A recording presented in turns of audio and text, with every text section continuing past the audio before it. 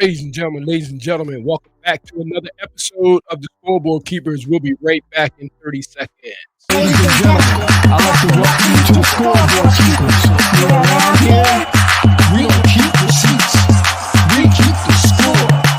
So if you want to get on the board, make your point. If it makes sense, we'll add it to the board. If it don't, we won't.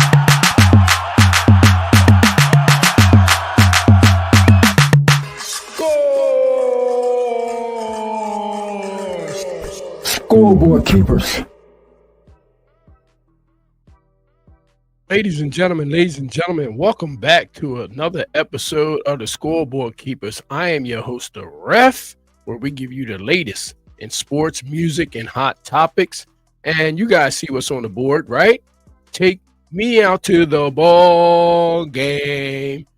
That's right, Clarke Schmidt. And the New York Yankees are dealing with some injuries down there in spring training. This should only take us 10 minutes, ladies and gentlemen. He made the board today, so let's add the clock and get it rolling. So, ladies and gentlemen, without any further ado, the New York Yankees, today we're diving into this 10-minute dive of Clarke Schmidt's injury and its implications for the New York Yankees as they prepare for the 2025 Major League Baseball season. So, let's break it all down, see what's going on. Clarke Schmidt, a key pitcher for the Yankees, has been sidelined with right shoulder fatigue. This issue surfaced during spring training, leading to Schmidt being scratched from a scheduled start on March 17th. While the injury is considered minor, Schmidt will begin the season on the injured list to build up his stamina and pitch count. That's interesting. But it's better to be safe than sorry. You understand what I'm saying? It's a long baseball season. Last season, Schmidt had a breakout year, posting a 2.85 ERA with 93 strikeouts, over 85 innings, and 16 starts. His ability to deliver consistent performances made him a crucial part of the Yankees' rotation. However, he also missed 3 months in 2024 due to a lat strain, raising concerns about its durability. Without any doubt, I can understand why they're taking all these precautions because, like I said, you got a long baseball season, and if he's injury prone, you want to make sure he's ready to go come October. And I know after last season, the Yankees have high hopes. You know what I mean? There's a lot of money in that roster, and I know it's put together well, so they have high expectations, and you can't go anywhere without your rotation, man, your pitching rotation. You need those guys come October. That's where it is headed too many times in October with too many different teams where we see the pitching has let a lot of these teams down and have them sent home and a lot of people crying. So the Yankees are already grappling with significant injuries in their starting rotation. Garrett Cole out for the season following Tommy John surgery. See, Luis Gil sidelined for at least 3 months with a lat strain. So this is serious business. Schmidt's absence adds to these challenges, forcing the Yankees to rely on less experienced pitchers like Will Warren and Carlos Carrasco. The rotation now includes Max Fried, Carlos Rodon, and Marcus Stroman, but the depth remains a concern. Despite the setback, there's optimism that Schmidt won't be out for long. He has been throwing bullpen sessions and live batting practice, reporting no major issues. The Yankees are taking a cautious approach to ensure he's fully ready for returning to the mound, as they should. And that's good news that he's already up and going. The Yankees are entering the 2025 season with high expectations, aiming for a World Series run. However, the injuries to their rotation could impact their ability to compete at the highest level. The team's offense, led by Aaron Judge, will need to carry the load while the pitching staff regains its strength. And he was one of the ones I'm talking about where his bat went cold last year during the postseason, especially against the Dodgers. You know what I mean? Everybody was expecting him to come up big, but that pitching rotation for the Dodgers stood tall, and they really iced his bat, man. They really did. I was expecting him to start knocking those things out. Everybody's waiting for him to get warmed up, but the bats really never did. Not against that pitching staff. So the Los Angeles Dodgers is a prime example how important your pitching is to your team late in the season. So what's next for Schmidt and the Yankees? The Yankees are set to open their season against the Milwaukee Brewers. Schmidt is expected to miss the first few weeks, but could return by mid-April if his recovery goes as planned. In the meantime, the team will need to rely on his depth and resilience to navigate these early challenges.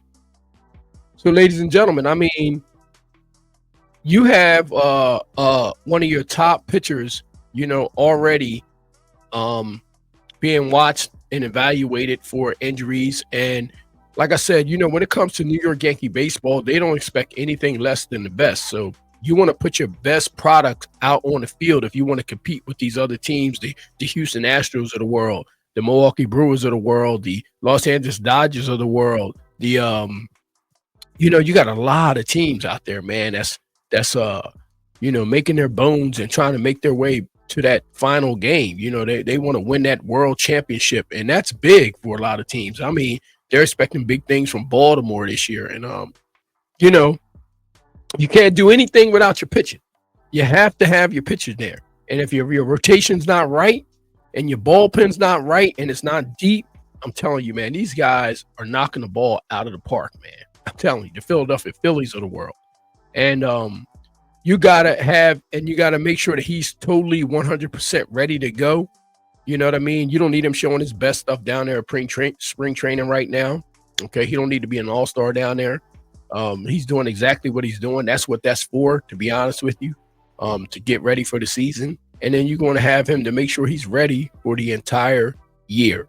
That's the most important part about performing in October. You want to make sure that you're healthy.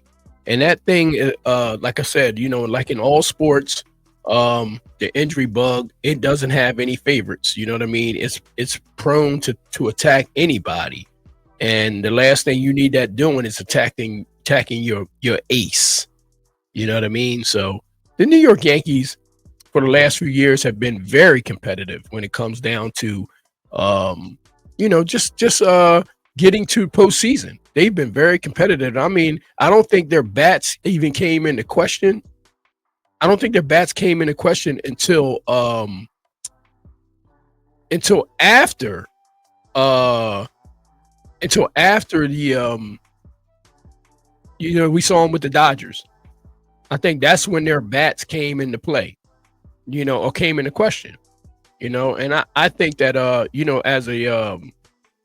as they progressed and as everything moved along during the course of the year, I thought they felt very comfortable that their bats could get the job done, but that it didn't end up like that.